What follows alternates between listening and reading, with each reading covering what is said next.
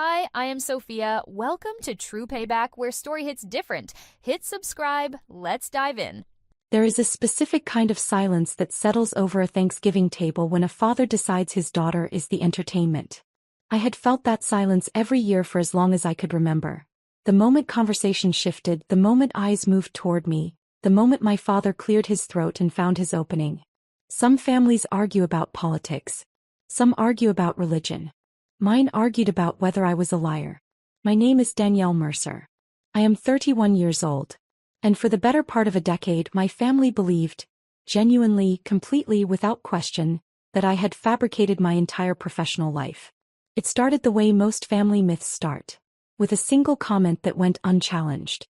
I was 22, fresh out of college with a computer science degree from a school my father considered second tier. And I told my family at Christmas dinner that I had accepted a position at a financial technology startup in Austin. My father, Richard Mercer, put down his glass and looked at me the way he looked at things he found vaguely irritating, like slow traffic and incorrect change. A startup, he repeated. Yes, I said. It's a payments infrastructure company. Early stage, but the founders have strong. So you don't have a real job. That was it. That was the sentence that became the foundation of everything that followed. Not a real job. And because no one at that table pushed back. Not my mother Carol, not my older brother Derek, not my uncle Bill, who laughed at everything my father said because it was easier than disagreeing. It became the family's official position. Danielle does not have a real job. Over the next 9 years the story evolved. The startup grew. I was promoted. I was brought in as a co-founder when the original team restructured. We raised a Series A, then a Series B, then a Series C that valued the company at $175 million. I was featured in Forbes 30 Under 30 in 2021. I was quoted in the Wall Street Journal twice. My face appeared in a TechCrunch profile with the headline, "The Quiet Architect of Austin's FinTech Revolution." My family knew none of this. Not because I hid it from them, I mentioned it. I mentioned it carefully, in measured doses, the way you introduce information to people who have already decided not to believe you. But my father had established the narrative early, and narratives, once established in families, are almost impossible to overturn from the inside. Every promotion I mentioned became fabrication. Every award became delusion. Every raise became further evidence that I was spinning an elaborate fantasy to compensate for my obvious failure. Danielle lives in her own world, my mother would say, not unkindly, which somehow made it worse. She's always been dramatic, Derek would agree. Remember when she said she was going to be a software engineer? Uncle Bill would add, and the table would laugh because apparently the funniest possible outcome was that I had actually done what I said I was going to do. I stopped correcting them around year 4. Not because I gave up, but because I had learned something important about family dynamics. Some battles are not won through argument. They are won through evidence. And evidence requires patience. Evidence requires waiting for the moment the other side hands you the stage. I did not know, sitting at Thanksgiving the year I was 28, that my father was already planning to hand me exactly that. Before I explain what my father did, you need to understand Derek. My brother Derek Mercer is 4 years older than me and has spent his entire adult life being everything my father wanted me to be. He went to my father's alma mater. He joined my father's industry. Financial consulting, regional firms, the kind of work that sounds impressive at dinner parties and moves slowly enough that ambition rarely becomes inconvenient. He married a woman named Bethany who laughed at my father's jokes and remembered the names of his golf partners. He bought a house 12 minutes from my parents. He called every Sunday. Derek was not a bad person. I want to be precise about that because what I am about to describe could make him sound like a villain, and the truth is more complicated. Derek was a man who had organized his entire identity around his father's approval, which meant that anything threatening to Richard Mercer's worldview was, by extension, threatening to Derek. And I, with my startup and my equity and my conference keynotes, was a permanent low-grade threat. It was Derek who, 3 years before the Thanksgiving in question, first suggested to my father that I might be exaggerating my professional success. I know this because my cousin Jess, who is the only member of my extended family I trust, told me about the conversation. Apparently Derek had mentioned at a family dinner I had not attended, that he had looked into my company and found the public information inconsistent with what I claimed. What Derek had actually done, Jess told me, was search the company name, find our minimal public-facing profile. We were deliberately low profile for competitive reasons, and conclude that limited public information meant limited reality. It was the logic of a man who had never worked in an industry that valued discretion over visibility. My father, who had spent 40 years in a field where reputation was currency and a handshake meant something, found Derek's concern entirely reasonable. After that dinner, the family consensus hardened from "Danielle exaggerates" to "Danielle is lying." It was a meaningful upgrade in hostility. The following year, my father asked me point blank at Christmas to show him proof of my employment. I told him my offer letter and company equity documentation were confidential. He told me that convenient. I told him I understood his skepticism and was sorry I couldn't share sensitive business documents at a holiday dinner. He told me that was exactly what someone making things up would say. My mother suggested we open presents. That was 2 years before The Investigator. While my family constructed their narrative about my fictional career, I was, in fact, building something real. PayVault Technologies, the company I had joined at 22 as employee number 7, had grown from a 12-person Austin operation into a significant player in embedded financial infrastructure. We built the invisible architecture that allowed non-financial businesses to offer banking services to their customers. If you had ever opened a mobile bank account through a retail app, a healthcare platform, or a gig economy service, there was a reasonable chance our technology was running underneath it. I had joined as a junior software engineer. By 25, I was leading our security and compliance division. By 27, when our 3 original founders decided to restructure the executive team and bring in operational leadership with equity positions, I was one of 2 people they chose. Marcus Webb, who had been with the company since month 3, became our CEO. I became co-founder, chief product officer, and holder of 8.3% equity in a company that, at our Series C, was valued at $175 million. 8.3% of $175 million is a number that makes a dinner fork drop. I did not live extravagantly. This was partly strategic. I had watched enough founder stories collapse under the weight of lifestyle inflation before liquidity, and partly because I genuinely did not care much about visible wealth. I drove a 4-year-old Subaru. I rented a good apartment in East Austin rather than buying in the hills. I wore the same rotation of clean, unremarkable clothes to family events that I wore everywhere else. I did not mention my equity at family dinners. I did not forward the Forbes article. I did not suggest anyone Google my name. I was watching. I was waiting. And I was documenting everything. The voicemails my father left when he'd had 2 glasses of wine. The ones where he told me I was an embarrassment. The text messages from Derek saying I needed to come clean about my fake job before I humiliated the whole family. The Christmas card from my mother that said in her careful looping handwriting that she and my father were worried about my grip on reality and thought I should consider speaking to someone. I saved every one of them. I kept them in a folder on a personal hard drive and in cloud backup. Not out of bitterness, or not only out of bitterness. Out of a quiet, steady certainty that someday the truth would need evidence, and that I would be the one providing it. Marcus, my CEO and one of my closest friends, knew about my family. He found the situation somewhere between baffling and infuriating. "You know, I'll fly to whatever dinner table you need," he told me once, over tacos in our usual spot on South Congress. "Say the word and I'll show up in the Forbes jacket." I told him I appreciated it. I told him it wasn't time yet. He asked me how I would know when it was time. I told him I'd know because they would hand it to me. 13 months before the Thanksgiving that ended everything, my father hired a private investigator named Gerald Holt.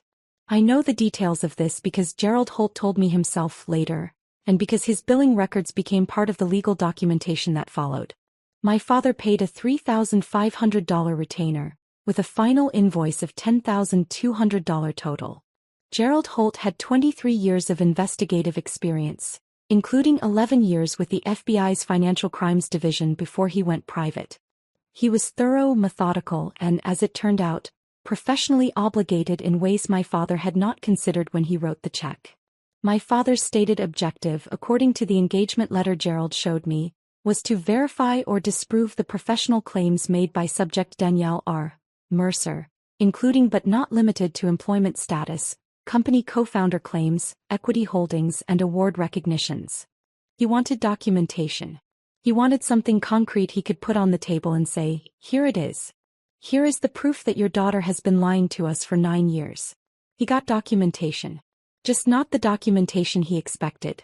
What my father did not know, what no one in my family knew, was that Gerald Holt operated under a professional standard that required him to flag any potentially illegal activity he discovered in the course of an investigation, including activity involving individuals adjacent to the primary subject.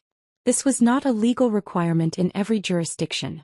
It was Gerald's personal professional code, developed during his FBI years, and it was written into his engagement contracts in paragraph 7, which my father had signed without reading carefully. Paragraph 7 would prove to be the most expensive page my father ever skimmed. Gerald spent 45 days on my case. He verified my employment. He verified my co-founder status. He verified the Forbes recognition, the Wall Street Journal quotes, the TechCrunch profile, the Series C valuation. He obtained public financial disclosures through legal channels, cross-referenced with company registrations, and assembled a profile that he later told me was one of the cleanest subject files he had ever prepared. There was nothing to dig for, he said. Everything checked out on the first pass. Then he moved to the adjacent parties as his contract required. He looked at Derek first, as Derek had apparently been mentioned in my father's briefing as a concerned family member, whose credibility my father wanted established. Gerald pulled Derek's professional history, his business registrations, his financial disclosures. He found what he found. He documented it carefully. He moved on to my father. What Gerald found in my father's financial history I did not know at the time. I would learn it like everyone else at Thanksgiving. Gerald Holt called my father in October to schedule the report presentation. My father, apparently still confident, decided to make it an event. He would present the findings at Thanksgiving, he told Gerald. The whole family would be there.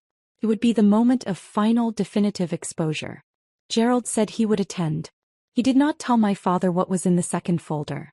I drove to my parents' house on Thanksgiving morning knowing nothing about what was coming. My cousin Jess had texted me the night before. "Just a heads up, your dad is planning something with some kind of investigator?" But I had no specifics. I had long since stopped being surprised by my family's escalations, and I arrived the way I always arrived.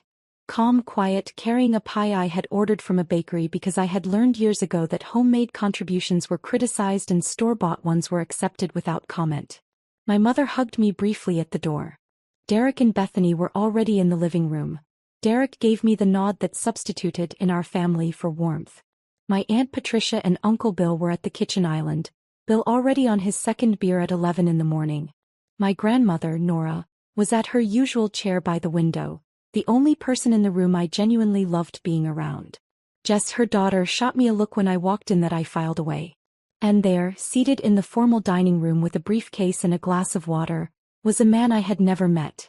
"Danielle," my father said from across the room, and his voice carried that particular register, controlled satisfaction like a man who has been waiting. "We have a guest today." "I can see that," I said. "Gerald Holt. He's been doing some research." My father smiled. I thought it would be good for the family to hear what he found.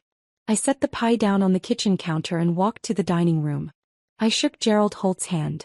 He held my gaze for half a second longer than the handshake required, and in that half second something passed between us that I could not quite name. Not sympathy exactly, but something close to it. Acknowledgement, maybe. "Ms. Mercer," he said. "Mr. Holt," I said. I sat down at my usual seat, the one at the far end farthest from my father, and waited. The meal was functional. Turkey, sides, the routine of passing dishes, and the performance of family normalcy that Thanksgiving demands even from families who have scheduled ambushes for the dessert course. Uncle Bill made 3 jokes. My grandmother asked me about Austin. Bethany described a renovation project in detail that no one had requested. My father ate with the contained energy of a man saving himself. Halfway through the meal he stood up. "I want to say something," he said. The table quieted. "I want everyone here for this," he said. "Because I think it's important for our family to have honesty. Real honesty. For too long, we've had one member of this family telling stories about her career that none of us have been able to verify." He looked at me. So I took action. I paid a professional to get to the truth. Uncle Bill laughed. I stayed quiet. "Gerald," my father said, The floor is yours. Gerald Holt stood. He was a compact man mid-50s, with the unhurried physical presence of someone who had spent decades delivering information that changed people's lives. He set his briefcase on the table and opened it without ceremony. "Thank you, Richard," he said. "I want to be transparent with this family before I present my findings. I was hired to investigate one subject. Per my standard professional practice, which is disclosed in all my engagement contracts, I conducted due diligence on adjacent parties as warranted. In this case, I investigated 3 individuals." He paused. "I will present my findings in the order they were requested." He reached into the briefcase. He placed one folder in front of me. "Danielle Rose Mercer," he said. Age 31. Co-founder and Chief Product Officer of PayVault Technologies, Austin, Texas. Company valuation as of Series C funding, $175 million. Subject's equity position, 8.3%. Verified. He let that sit for a moment. Additionally, Forbes 30 Under 30 2021 FinTech category. Wall Street Journal quoted twice, 2022 and 2023. TechCrunch profile March 2022. Patent co-holder on 3 financial security innovations registered with the USPTO. He closed the folder. Everything claimed by the subject is verified and documented. The table had gone very still.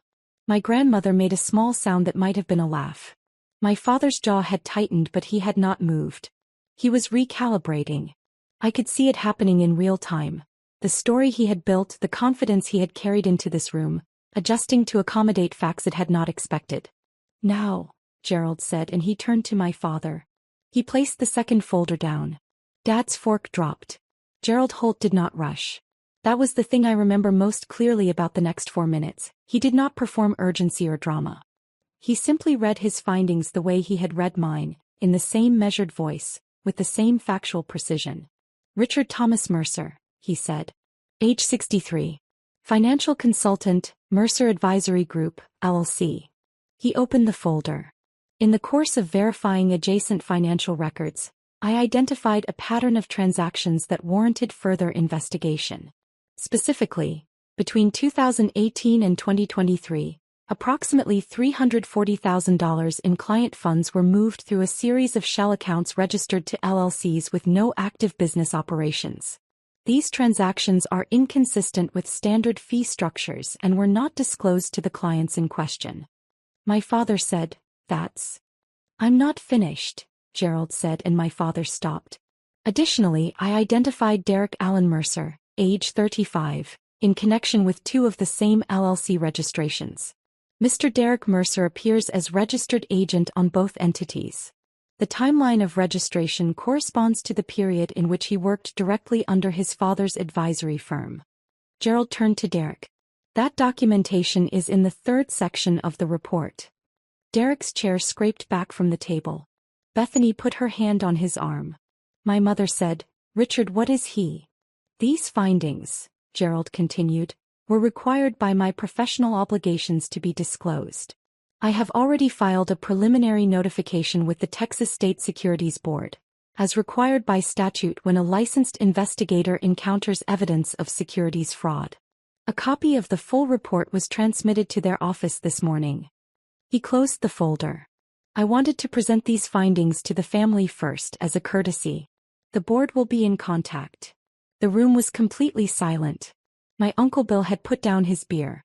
My grandmother was looking at my father with an expression I had never seen on her face before. Not shock exactly, but a kind of grief, the look of someone watching something they had suspected for a long time become confirmed. I sat with my hands folded in my lap and said nothing. My father turned to me. And in his eyes I saw something I had never seen there in 31 years of being his daughter.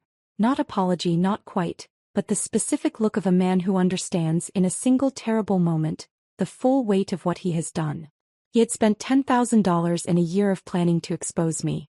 He had assembled his family, set his table, introduced his investigator. And he had handed me everything. "Danielle," he started. I said quietly, "that you should call a lawyer." The 48 hours after Thanksgiving were the kind that rearrange a family's geography permanently. Gerald Holt left within the hour.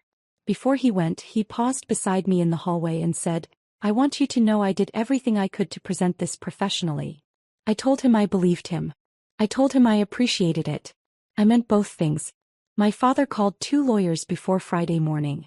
The first was a criminal defense attorney named Patterson who took a $25,000 retainer over the phone.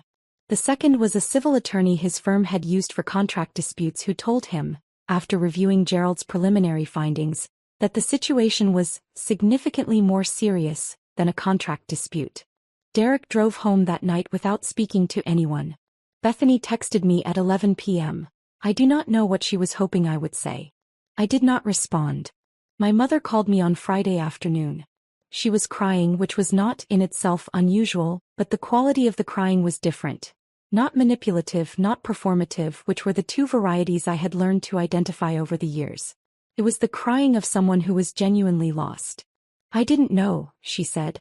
"I believe you," I said. "About any of it. Not the money. Not," she stopped. "Not about you either. I should have." "Mom," I said. "I know." We stayed on the phone for a while without saying much. It was the most honest conversation we had ever had, and it was mostly silence. My cousin Jess texted me that evening. "You okay?" I told her I was better than I'd been in a long time.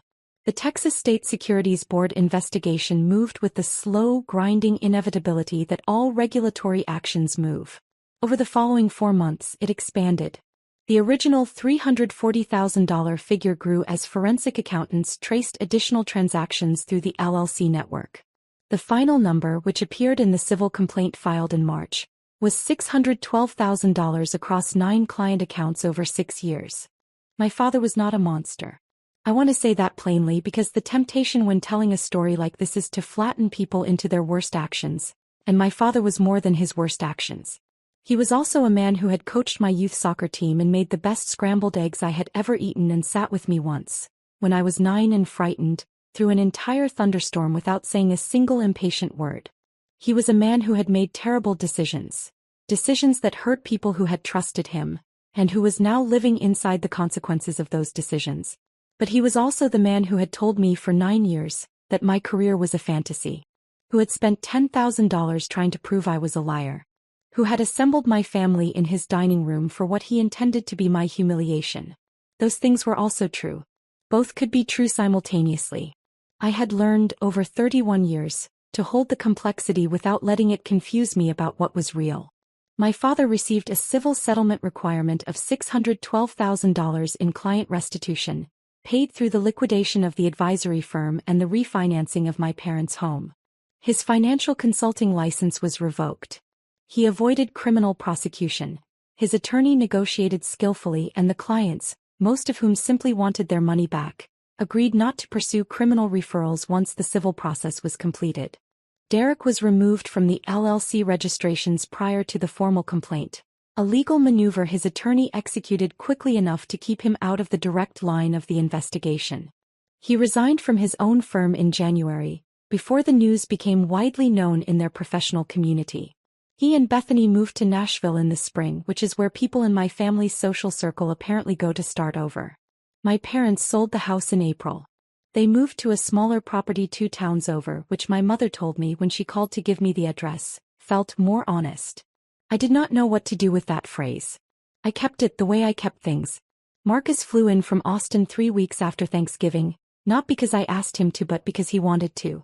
We had dinner at a restaurant in the city, the kind of place neither of us would have chosen a few years ago, and he let me talk for 2 hours without interrupting except to ask good questions. "So what now?" he said when I had finished. I had been thinking about that. PayVault was approaching a Series D conversation. Our revenue trajectory had accelerated through Q3. There were acquisition conversations beginning, 3 separate strategic buyers, 2 of whom I would not have expected. My equity, if we hit the numbers our projections suggested, was going to represent a life-changing sum within 18 to 24 months.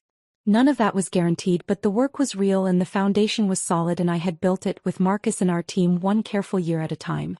"I'm going to keep building," I said. "That's it. That's enough," I said. He laughed. It was a good laugh, the kind that comes from genuine recognition. I had not cried at Thanksgiving. I had not raised my voice. I had not delivered a speech about years of dismissal and the cost of disbelief. I had simply sat at the end of the table and watched the truth present itself, because the truth, when you have spent years preparing the ground for it, does not need your help. It arrives on its own schedule with its own documentation, and it does not require your tears or your anger to land. I thought about my father in the moment after Gerald placed that second folder down. The fork dropping. The sound it made on the plate. The way the whole table held its breath. I had not felt triumph in that moment exactly. What I had felt was something quieter. The particular relief of a person who has carried a weight for so long that they have forgotten what it feels like to set it down. 9 years of being told your reality isn't real. 9 years of keeping records in a folder on a hard drive just in case.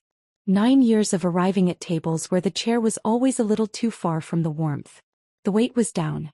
I was not going to pick it back up. There is a folder on my desk in my Austin office. Not the hard drive. A physical folder, manila, unremarkable. It contains Gerald Holt's report on me. The verified employment history, the equity documentation, the Forbes recognition, the patents. It also contains, behind a divider, the text messages from Derek telling me to come clean. The voicemails from my father. My mother's careful handwritten card. People ask me sometimes, colleagues, friends, Marcus when he's in a reflective mood, whether I would do anything differently. Whether I would have confronted my family sooner or shared the Forbes article, or brought Marcus to one of those dinners like he offered. I always think about the answer carefully before I give it. The answer is no. Not because the 9 years were comfortable. They were not. Not because I don't carry anything from that period, I do. But because the version of the truth that arrived at Thanksgiving, delivered by a former FBI investigator in a room full of people my father had assembled as his audience, was the only version that could not be argued with, reinterpreted, or dismissed. I had learned enough about my family to understand that any truth I delivered myself could be reframed as defensiveness, as drama, as more evidence of my grip on reality. The truth had to come from outside. It had to come with documentation.